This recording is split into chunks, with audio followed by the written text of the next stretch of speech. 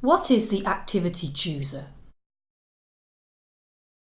To add learning content to a Moodle course page, you use Moodle's Activity Chooser, which you can access by going to the Turn Editing button on the top right, or by scrolling down and in the administration block clicking the link Turn Editing on, and then in the section where you want to add your learning content, you click Add an activity or resource.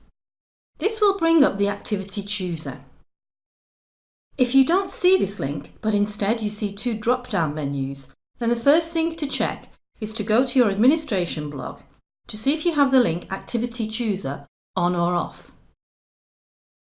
If you don't see this, then check with your Moodle administrator about your Moodle version, browser settings and site admin settings. What we're going to do now is click this link to take a look at the Activity Chooser and what it does. On the left is a list of activities, and if we scroll down, we see that underneath is a list of resources. A resource in Moodle is static content, which students would just read or look at or listen to. So for instance, if you're uploading documents or presentations, you'd use File or Folder. To present information directly, you'd use a page, or you can use a URL if you had a link to a website or an online file. Whereas activities require the students to interact with Moodle. They might submit work to you using an assignment, or they might contribute to a forum discussion. The list can also include resources and activities which aren't standard, but which your Moodle admin has added as extras. The Learn Moodle site, for instance, has Big Blue Button for web conferencing, which isn't a standard module but has been added.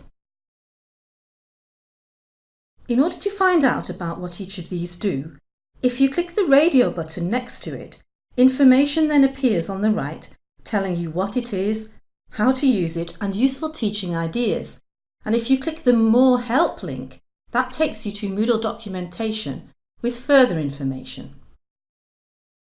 You add an activity or resource by clicking the button and then clicking the Add button at the bottom, or if you don't need to read the information, you can simply click twice on the button and that will take you to the setup screen.